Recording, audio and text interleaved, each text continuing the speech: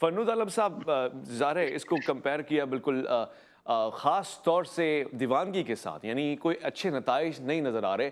یعنی وہ شخص جو کسی نہ کسی مذہب سے یا کسی خاص حصے سے تعلق رکھتا تھا، اب وہ بیزار ہو رہا ہے. تو کیوں ہو رہا ہے؟ آپ کو کیا وجوہات نظر آتی ہیں اس کی، اور اس کے پیچھے حقائق بھی ہیں یا نہیں؟ پاکستان میں یہ پہلی مرتبہ نہیں ہوا. ہم اصل میں جب بھی بات کرتے ہیں وہ سوشل میڈیا کے کانٹیکسٹ میں کر رہے ہوتے ہیں. تو سوشل میڈیا کی وجہ سے ہمیں کچھ رائٹرز کے الفاظ زیادہ پرومیننٹ نظر آتے ہیں، یا کچھ بولنے والے حضرات کی ہمیں آوازیں ذرا زیادہ صاف اور جلدی سنائی دینے لگی ہیں. ورنہ پاکستان میں ہمیشہ سے روشن فکر اور روشن خیال لٹریچر تھا. وہ جب سے پاکستان ہے، جب سے پاکستان نہیں بھی تھا، اس سے پہلے بھی آپ اگر چلے جائیں تو متحدہ ہندوستان کے اندر یہ لٹریچر یہ متحدہ ہندوستان کے اندر شائع بھی ہوتا تھا، پبلش بھی ہوتا تھا، اس کے اوپر ڈیبیٹس بھی ہوتی تھی. یہاں تک کہ جو روایتی علماء اکرام ہیں وہ تک ان حضرات کے ساتھ بیٹھ کے ان کی اپنا ایک سلسلہ ہوا کرتا تھا.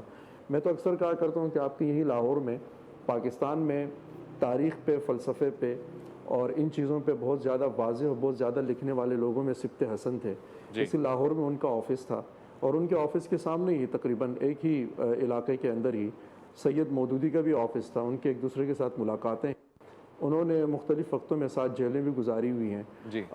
یا اسی طریقے سے اگر آپ فیض احمد فیض صاحب کو لے لیں، سجاد ظہیر کو لے لیں، کہ جن کے اوپر پاکستان کے ابتدا میں راولپنڈی سازش کیس چلا، یہ سارے وہی لوگ تھے جن لوگوں نے ترقی پسند لٹریچر پاکستان میں دیا، اور یہ اس وقت بھی موجود تھے. ان کے پورے حلقے موجود تھے پروگریسو کلاس کے، اور کتابیں بھی موجود تھیں. اور آج کا بھی جو نوجوان ہے بیسیکلی انہی کتابوں سے وہ استفادہ کر رہا ہے. لیکن اب یہ ہے کہ چونکہ سوشل میڈیا کے نتیجے میں انفارمیشن کا فلو بڑھ گیا ہے، اور ایک دوسروں کے ساتھ لوگوں کا رابطہ بھی بڑھ گیا ہے، اور لوگوں کے پاس اپنے ذاتی ایسے پلیٹ فارمز آ گئے ہیں کہ وہ صبح شام اس پہ بیٹھ کے بات کر بھی سکتے ہیں، لکھ بھی سکتے ہیں.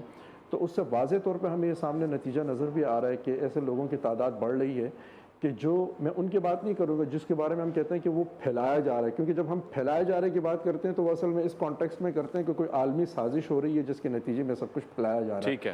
میں کہتا ہوں کہ اس والی کنٹروورسی کو اگر تھوڑی دیر کے لیے سائڈ پہ رکھ دیں تو اس بات کو سوچنا چاہیے کہ اگر کوئی پھیلانے والا نہیں بھی ہے تو موجودہ دور میں جب ٹیکنالوجی کا بڑا فلو ہے، جب دنیا بڑی بدل رہی ہے اور سائنسی انکشافات ہو رہے ہیں اور لوگ چیزوں کو بہت تیز رفتاری کے ساتھ دنیا کو بدلتا ہوا دیکھ رہے ہیں، اور اس حوالے سے مذہبی رہنمائی کو جو ہے وہ کہیں نہ کہیں اس کو دیکھتے ہیں کہ کہیں لیک موجود ہے جو نہیں کر پا رہے ہیں، تو ان کے جو سوالات ہیں اور وہ چاہے درسگاہ میں ہوں، چاہے وہ مذہبی حلقے میں ہوں، اور چاہے وہ روایتی گھرانوں کے اندر ہو، یا چاہے وہ کہیں پہ بھی ہو، ان کی تعداد بڑھ رہی ہے، اور آف کورس بڑھ رہی ہے.